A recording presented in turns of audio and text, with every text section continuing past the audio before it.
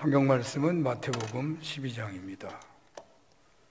마태복음 12장 38절에서 45절까지 봉독하겠습니다. 마태복음 12장 38절에서 45절까지 봉독하겠습니다.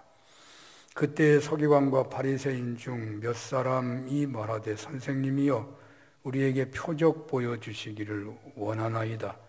예수께서 대답하여 이르시되 악하고 음란한 세대가 표적을 구하나 선지자 요나의 표적밖에는 보일 표적이 없느니라. 요나가 밤낮 사흘 동안 큰 물고기 뱃속에 있었던 것 같이 인자도 밤낮 사흘 동안 땅속에 있으리라.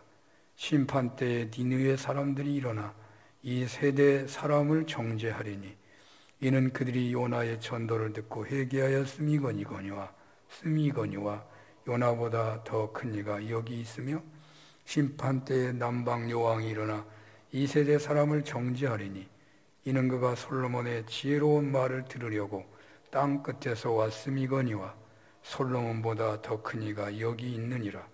더러운 귀신이 사람에게서 나갔을 때에 물 없는 곳으로 다니며 쉬기를 구하되 쉴 곳을 얻지 못하고 이에 이르되 내가 나온 내 집으로 돌아가리라 하고 와보니 그 집이 비고 청소되고 수리되었거늘 이에 가서 저보다 더 악한 귀신 7을 데리고 들어가서 거하니 그 사람의 나중 형편이 전보다 더욱 심하게 되느니라.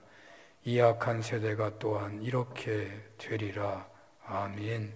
마태복음 12장 38절에서 45절 본문으로 요나의 표적밖에 보일 것이 없다 라는 제목으로 주님의 말씀을 증언하겠습니다.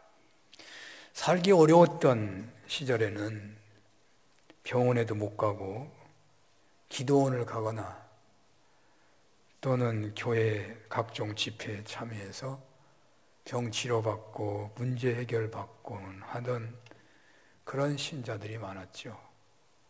사실 그 중에 저도 있었습니다. 물론 이런 은혜는 기독교 신앙 안에 충분히 있는 일이고 예수님의 공생애와 사도들의 행전에 얼마든지 나오는 그런 이야기들입니다. 그런데 인간의 죄성은 은혜를 받았어도 맹의를 떨쳐요. 하나님께서 병원에도 못 가고 일용할 양식이 없어서 부르짖는 성도들에게 크신 은혜를 베풀어 주셔서 예수님이 그리스도인 것을 확신하고 그리고 동시에 어느 정도 살만하게 되었습니다. 그러면 족한 줄 알고 이제 감사하며 충성하면 될 텐데 그렇게 살아가는 신앙인들은 많아 보이지 않아요. 그만 예수 믿어 성공하고 예수 믿어 부자 되고 예수 믿어 세상에서도 큰 인물 되는 것, 그래야 전도가 되고 그래야 교회가 부흥한다고 믿는 사람들이 물결을 이루는 신앙생활에 젖어 있다 보니 그만 한쪽으로 치우친 기복신앙에 빠지게 되는 그것이 한국교회 현실이 아닌지 모르겠습니다. 처음에는 이런 성장주의에 대해서 번영신학이라는 비판이 있었을 때에 대부분의 교회들은 그렇지 않다고 하면서 살아있는 생명체는 언제나 성장하는 것이다. 그렇게 더욱 부추겼습니다. 결국 한국교회는 번영신학에 빠지다가 결국 내려앉게 되었고 그러다 보니 이단들이 더욱 득세하게 되었고 결국 번영신학이라는 비판이 최근에야 받아들이게 되지 않았나 하는 생각이 듭니다. 예수님을 믿어서 그렇게 신실하게 살아서 번영의 결실을 맺는다면 그건 대단한 축복이고 대단한 기적이라고 해야 할 것입니다. 대통령 선거를 앞두고 후보자들이 토론을 하고 경쟁을 하고 있는데 원체 자신들의 허물이 많아서 그런지 진실을 거의 말을 못하고 있는 측면이 있는 것 같고 그래서 더욱 진실을 말을 했다가는 그만 폭망할지도 모르니까 가진 방법으로 사실을 은폐하려고 하는 그런 태도들이 많은 것 같습니다. 과거에 저는 잘 믿는 사람, 정말 깨끗한 신앙인물이 등장하면 국회의원이나 대통령이나 다 될 것 같고 잘만 믿으면 사업도 잘 될 것이라고 생각했는데 그것은 지금 보면 철없는 생각이었습니다. 또 기독당이 나타나기도 했는데 어찌 보면 현재 정치인들과 똑같이 검증한다면 교회 지도자들, 사업을 잘한다는 신앙인들 어쩌면 더 추하고 더 부정이 많을지도 모릅니다. 오늘날 한국 사회의 기독교가 주춤하면서 이단들이 판을 치고 있다는 생각이 듭니다. 기독교인들이 1000만이라면 대략 20%인 200만 명은 이단으로 보아야 한다고 주장합니다. 다 기존 신앙 공동체가 건강하지 못한 결과라고 봐야 합니다. 우리가 비판을 하지만 동시에 저 결과가 우리가 잘 못 믿어서 그런다 하는 것을 알아야 합니다. 왜 이렇게 기독교 세계가 깨끗하다고 말하기 곤란한 것이겠습니까? 기복신앙과 번영신학에 기인한 것이 아마 중요한 이유가 될 것입니다.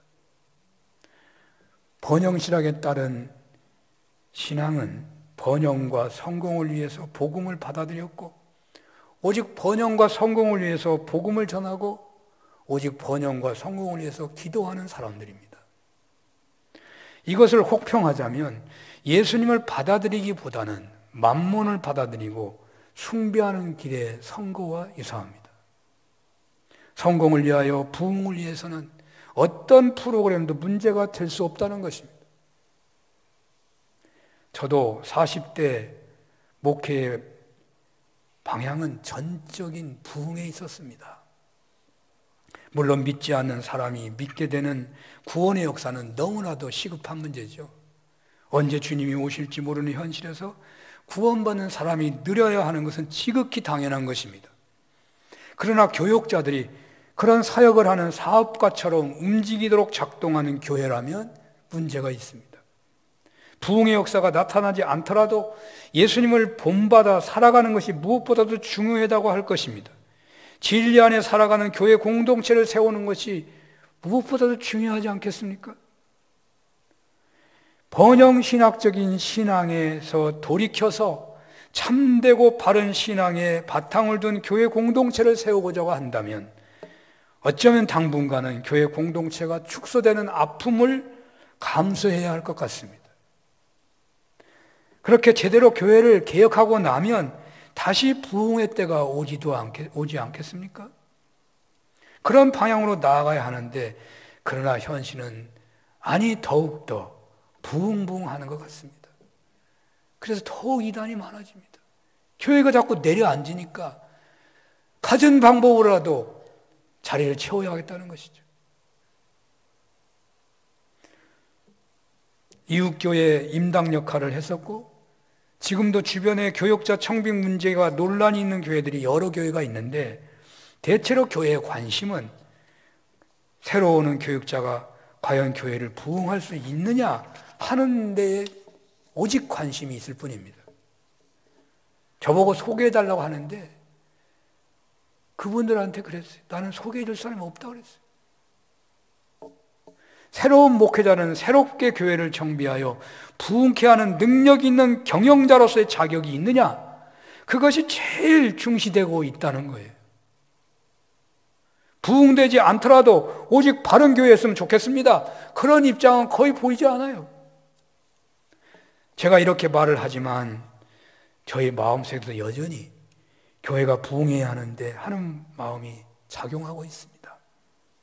아마도 제대로 세워가는 길과 교회를 실제로 부흥하는 길이 제 앞에 두 길이 눈에 들어와 있다면 아마 저도 나도 모르게 부흥의 길을 선택할 것 같습니다.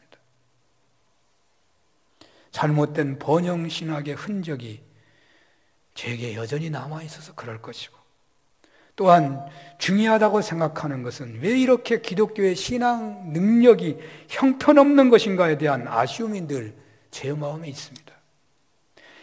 바른 믿음 좋지만 그 바른 믿음이 진정 사람을 변화시킬 수 없다면, 복음 전파에 아무런 영향력이 없다면 무익할 것 같은 그런 느낌이 드는 거예요.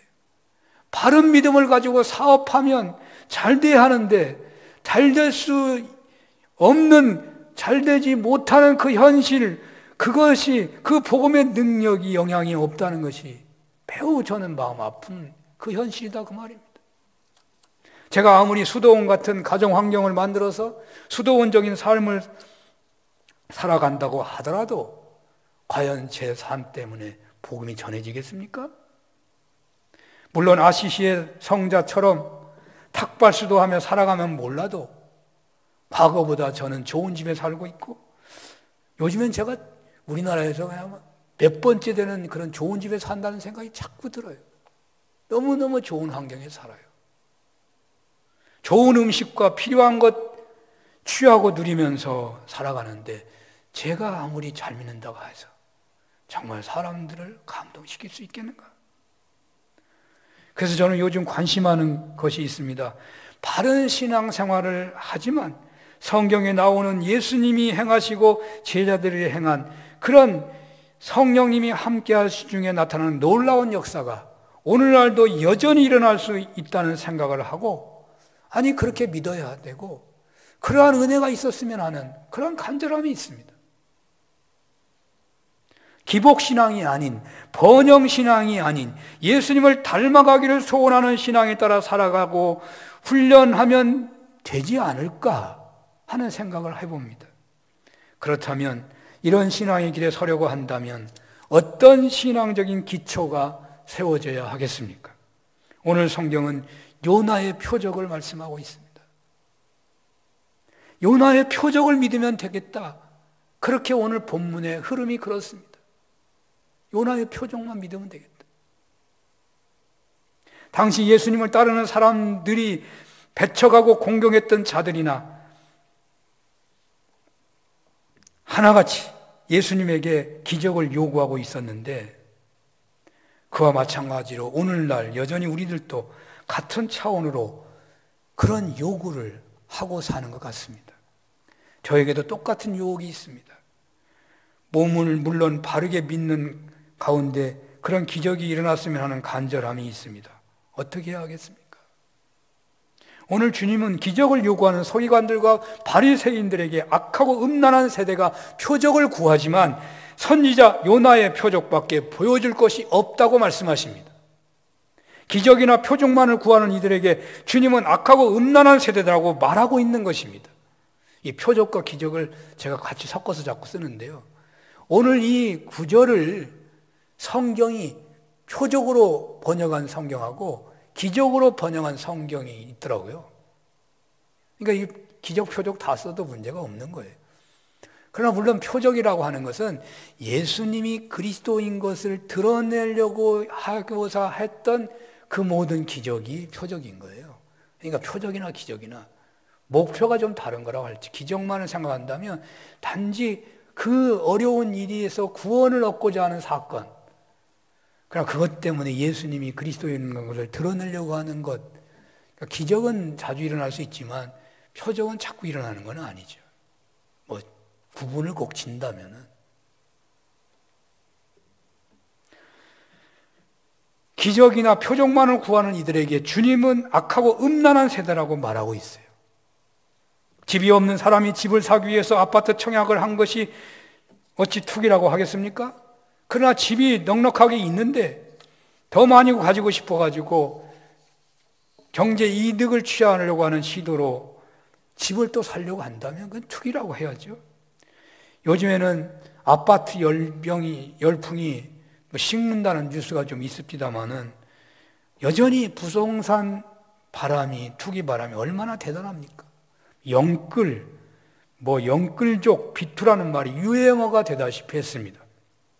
2030 세대들이 자신들이 모을 수 있는 모든 역량을 다 모아서 융자와 빚을 동원해서 부동산을 산다는 거예요. 사실 우리네는 2030 때 집 살라는 생각 안 했어요. 지금도 온전히 집이 없는 사람이 얼마나 많아요. 아마도 벼락거지가 되지 않으려고 발버둥을 하는 것 같아요. 다른 사람들은 집 사가지고 부자 되는데 가만히 있으니까 자기들은 자동적으로 거지가 되는 것 같아요.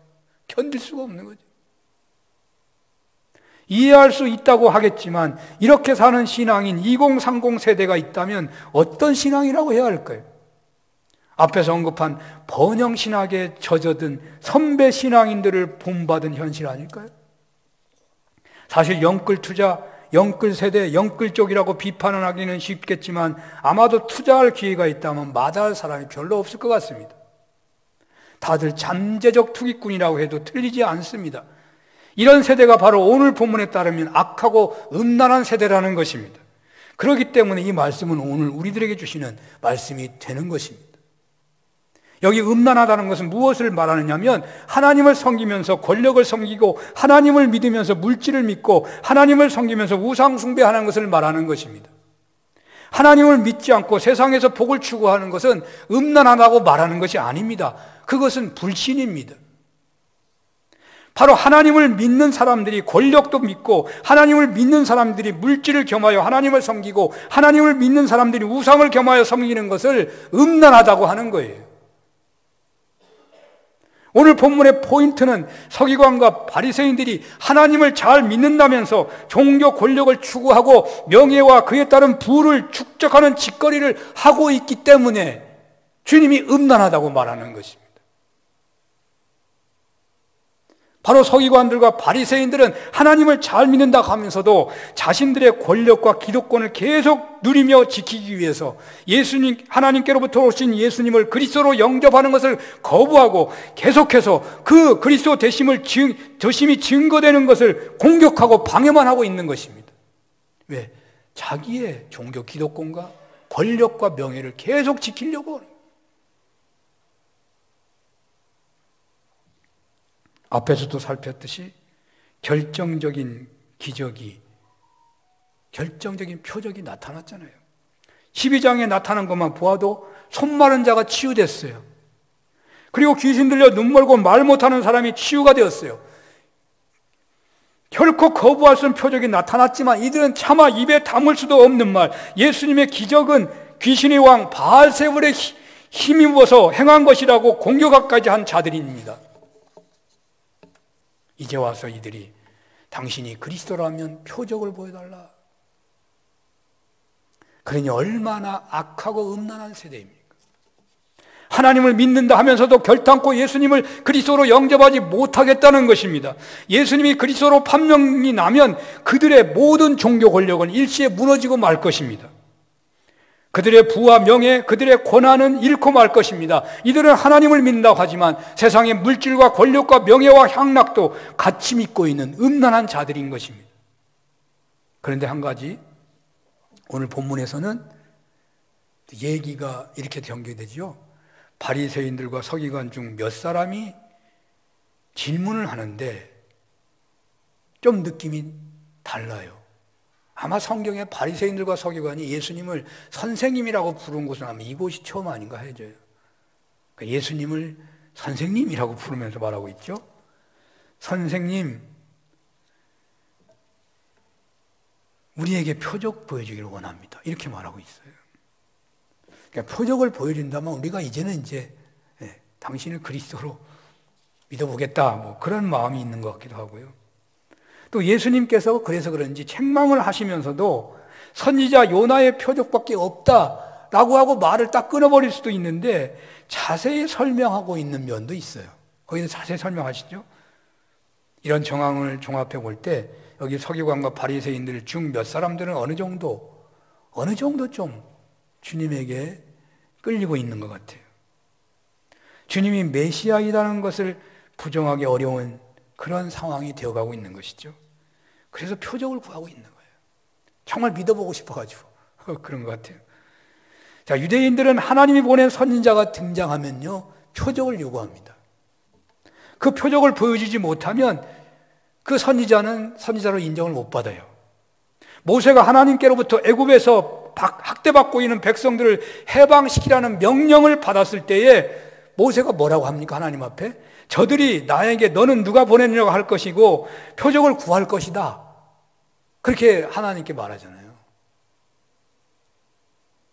모세가 가면은 그 이스라엘 사람들이 야, 너 하나님이 보여준, 너를 하나님이 보냈다는 표적을 보여봐라 그런다는 말이죠. 그러니까 여기 서기관과 바리새인들도 예수님에게 표적을 구한다고 말이에요. 자, 오늘날도 열심히 전도해가지고 어느 정도 관심을 보이게 되면 그분들의 요구 중에 하나가 바로 이런 요구가 되는 경우가 많죠. 표적이 있으면 내가 예수를 믿겠습니다. 그 하나님의 살아계심을 보여준다면 내가 믿겠습니다. 뭐 이런 반응 아니에요? 바로 이런 요구 때문이었었는지 이런 요구에 응답해주고 적극적으로 보여주다가 보니까 이런 요구에 응답해주기 위해서 은사를 구하다 보니까 번영해야 되니까 한국교회는 7, 80년대에 급속하게 성장했다 평가를 하지만 사실 그 성장은 기복적인 성장이어서 세상을 변화시키지 못하고 있고 오히려 뜻이 있는 어떤 분들은 그런 교회는 세상의 공해 같은 존재가 된다고 말하고 있습니다. 사실 이단은요, 사이비 종교 집단은 세상의 암적인 존재들이에요. 그러나 그 사이비 집단이요, 세상 사람들 뭐라 그래요? 믿는 사람이라고 그래요. 우리하고 차이가 별로 없는 거예요. 우리가 잘 못 믿어서 사이비가 있는 거예요. 그렇게 봐야 돼요.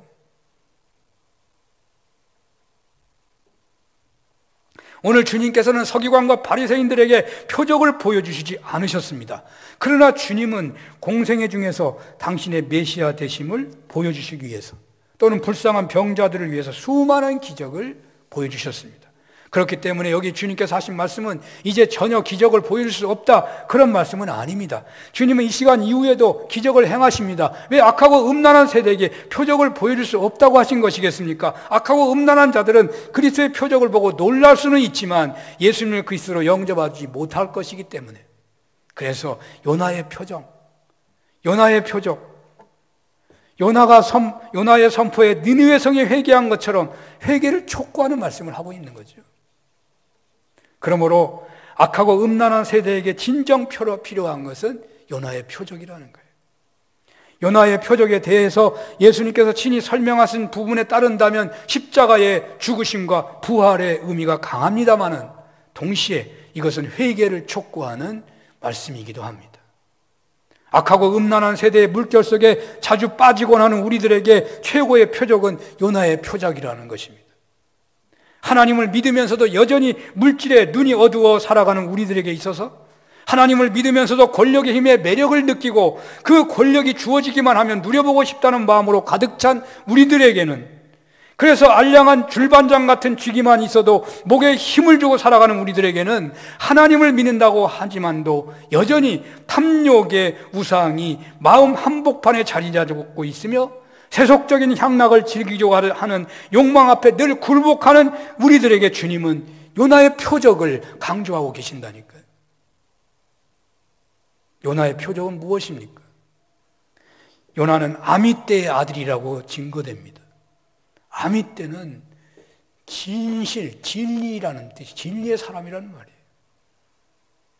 당시 하나님께서 최고 믿을 만한 진리에 헌신된 그런 집안의 사람이라는 말이에요. 아미떼의 아들이라는 말이에요.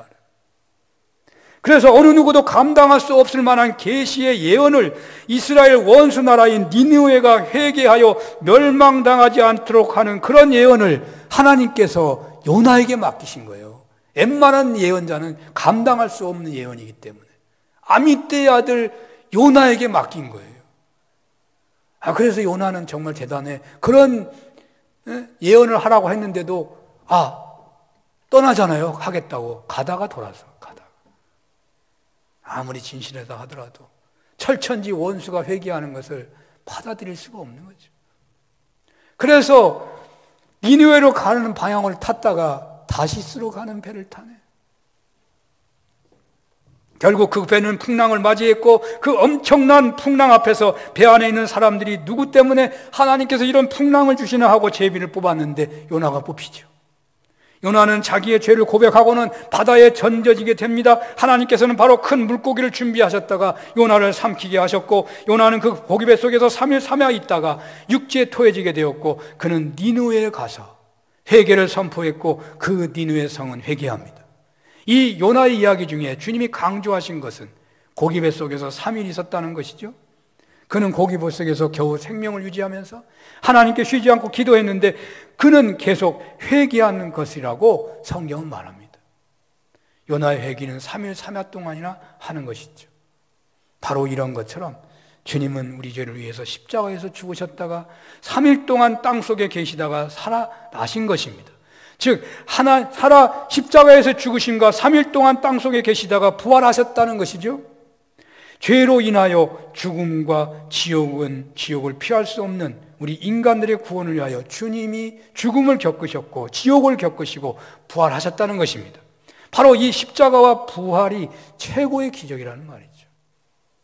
특히 서기관과 바리새인들과 같이 집요하게 예수님의 메시아 사역을 방해하고 거부하고 예수님을 해치고자 하는 그들에게 주님이 보여주실 표적은 십자가의 표적밖에 없다는 거예요. 악하고 음란하고 강팍한 세대에게 보여줄 표적은 내가 죽는 길밖에 없다라고 하시는 것 같아요. 사실이잖아요. 주님은 결국 십자가에 죽으시는 것밖에 없잖아요. 또 여기서 놓쳐서는 안 되는 진리는 기독교 최고의 표적은 예수님이 무리를 걸어가시는 것에 있지 않고 난치병을 치료하신 데 있는 게 아니고 귀신이 쫓겨간 데 있는 게 아니고 모든 인류의 죄를 위해서 대속적으로 십자가에서 죽으신 것과 3일 만에 부활하신 것에 있다는 것입니다. 기독교 최고의 기적은 십자가의 죽음과 부활에 있고 바로 이것을 믿는 데 있어요. 이것이 믿어지는 데 있어요. 그러므로 여기 서기관들과 바리새인들처럼 우리들도 주님께 기적을 요구할 수밖에 없는 절박한 위치에 있다고 하더라도 우리가 먼저 구할 것은 십자가고 부활신앙이지 기적이 아니라는 것을 꼭 기억해야 할 것입니다. 주님은 두 번째로 악하고 음란한 세대에게 요나의 표적을 보여주신다고 했는데 그것으로 말씀을 마친 것이 아니라 3가지 정도의 이야기를 덧붙이십니다. 하나는 니느웨 사람들이 회개했다는 것이고 또 하나는 남방 여왕이 솔로몬의 지혜로운 말을 들으려고 땅 끝에서 왔다는 이야기이고 나머지 하나는 더러운 귀신이 나간 깨끗한 사람이라는 집이 여전히 비어있게 되면 나간 귀신이 7귀신을 데리고 들어온다는 얘기입니다. 이 3가지가 덧붙여 있어요.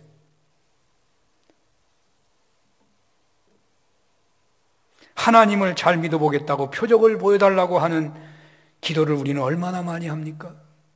하나님께 영광을 돌리겠다고 하면서 하나님의 축복을 얼마나 구합니까? 하나님의 큰 일을 하겠다고 하면서 세상에서 부귀영화를 공부 잘하기를 남보다 높은 사람이 되기를 우리는 얼마나 많이 구하기를 잘합니까?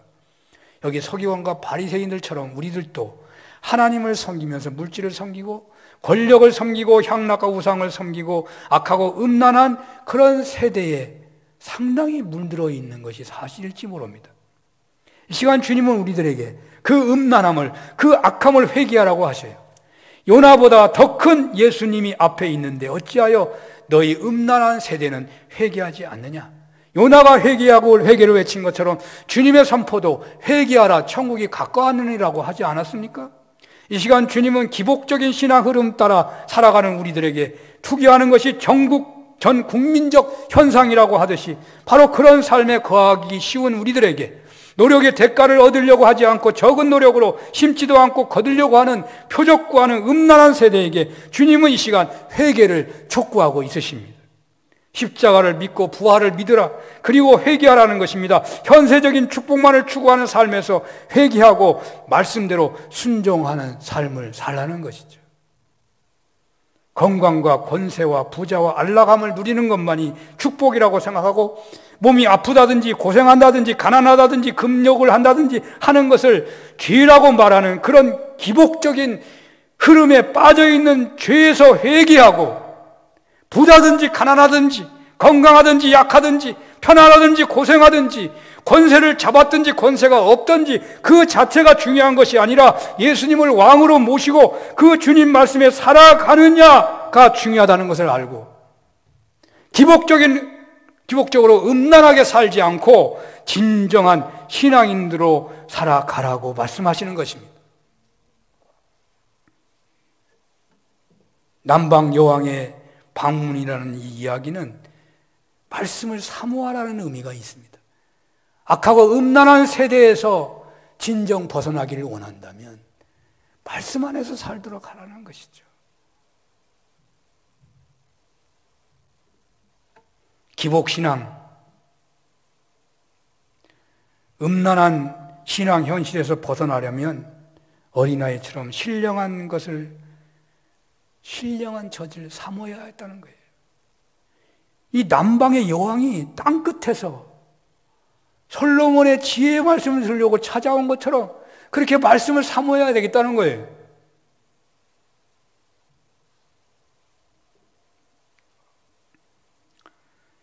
중국 선교하면서 제가 받은 최고의 은혜 중에 하나는 뭐였냐면, 그 소수민족들이 산골짜기에 주로 살거든요.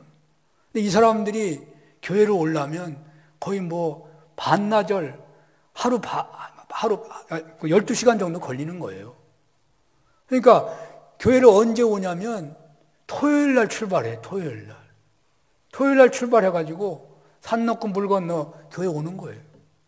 그리고 거기서 하루 자고 그리고 예배 드리는 거예요. 그러니까 자기 쌀보따리 다 들고 와, 먹을 거. 오다가 먹고 와서 도착해서 먹고 그리고 다음에 일어나서 밥 먹고 예배 드리고 그냥 가는 거예요. 근데 그 모습이 얼마나 좋아 보이는지, 저희가 무슨 도와주러 간 게 아니라 그냥 너무너무 은혜 받고 오는 거예요. 야, 저렇게 말씀이 대단한 거구나. 저렇게 예배가 대단한 거구나. 정말 그들은 행복한 신앙인들이었습니다. 정말 그들의 행복 지수가 높아요. 여러분, 중국의 소수민족은 행복 지수가 엄청 높아요. 표적을 구하는 신앙인이 아니라 하나님의 말씀에 귀를 열고 말씀을 사모하는 신앙인들. 만나를 하나님이 주셨어요. 광야에서 주셨어요. 가나안에 간다면 만나를 주시지 않아요. 그러면서 신명기서 8장 3절에 뭐라고 해요? 하나님이 만나를 주시지 않으면서 뭐라고 하냐면, 사람이 이제 떡으로만 사는 게 아니라 하나님의 입으로 나온 말씀으로 산다는 거예요. 그래야 우리가 가난한 시절에 하나님을 믿고 예수님이 그리스도인 것을 확신했어요. 그러면 이제 부자가 목적이 아니고 예수님을 잘 믿는 게 목적이어야 되는 거예요. 예수님을 잘 믿는 게. 그러면 은사에 따라 부자도 되고 높은 사람도 되고 그런 거예요. 그러면 그 사람이 빛과 소금 되는 거예요. 끝으로 아주 좀 무서운 말씀같이 들려지는 얘기가 있죠. 집이 청소되었는데 그 집이 빈 채로 있으면 7 귀신이 들어온다는 거예요. 더욱 악한 세대가 될 수 있다는 거예요. 사이비 신앙인들이 바로 그렇다고 보여집니다. 그들은 처음에 예수 믿을 때에 죄를 다 회개합니다. 정말 잘 믿으려고 합니다. 그런데 그 깨끗한 그 심령에 기복적인 신앙, 잘못된 신앙이 자꾸 들어오는 거예요. 표적을 구하는 그런 신앙인들이 되어버려요.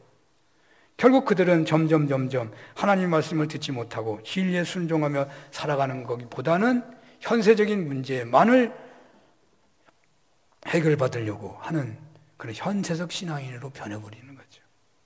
자기 본의의 신앙생활을 함으로써 현세적 축복만을 목적이 되고 자신이 주인 행세를 하면서 결국 형편이 더 나빠져 버리게 되어가지고 죽는 사람도 있고 배가 망신하는 사람도 있고 사회에 어마어마한 그런 충격을 주는 못된 짓거리를 하게 되는 거예요. 우리도 유사하다고 볼지 몰라요. 우리가 기복적인 신앙생활을 계속하다 보면 노년이 되며 가면서 부끄러운 신앙인으로 전락되기 쉽습니다. 죽음을 앞두고서 정말 비참한 신앙인들로 변해버릴 수 있어요. 회개한 후에 우리는 주님을 바로 왕으로 모셔야 합니다. 모신 왕이신 주님을 찬양할 줄 알아요. 자꾸 찬양해야 합니다. 주님 오셨음을 자꾸 선포해야 하는 것입니다. 나는 주님과 함께 산다. 나는 죽고 주님이 주인된 성령 충만을 받아야 하는 것입니다. 그렇지 않으면 예수 믿는 신자로 살았는데요, 그냥 그 회개할 때 비어 있으면 자꾸 물질적인 게 들어오는 거예요. 그래서 그 사람이 어떻게 돼요? 괴물이 되는 거예요. 예수는 믿는다고 하는데 이상하게 믿는 괴물이 돼버리는 거예요. 그런 사람이 교회 한 사람만 있을 때 교회에 쑥대밭이 돼버려요.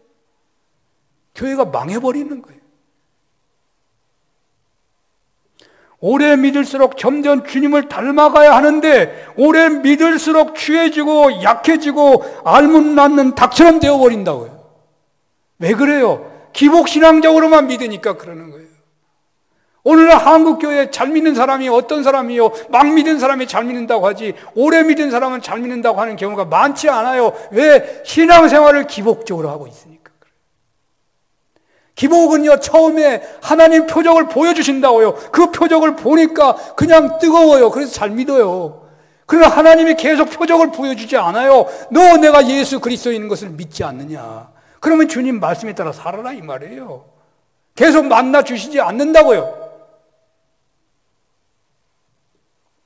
그러니까 만나가 없으니까 신앙이 나빠지는 거예요. 체험한 지가 오래되니까 믿음이 식어지는 거예요.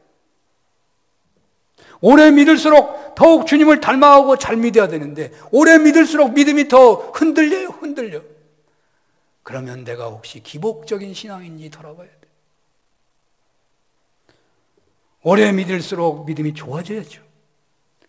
끝내 회개하지 못하고 그리스도를 거부하고 또다시 그리스도의 표적을 구하는 그들이 요나의 표적으로도 회개하지 못하면 결국 한 귀신이 있다가 나가자 7 귀신이 들어온 심각한 현실이 될 수 있다는 말이에요. 그런 신자들이 있어가지고 교회마다 문제가 일어나잖아요. 요나의 표적은 그들에게 마지막 기회였습니다.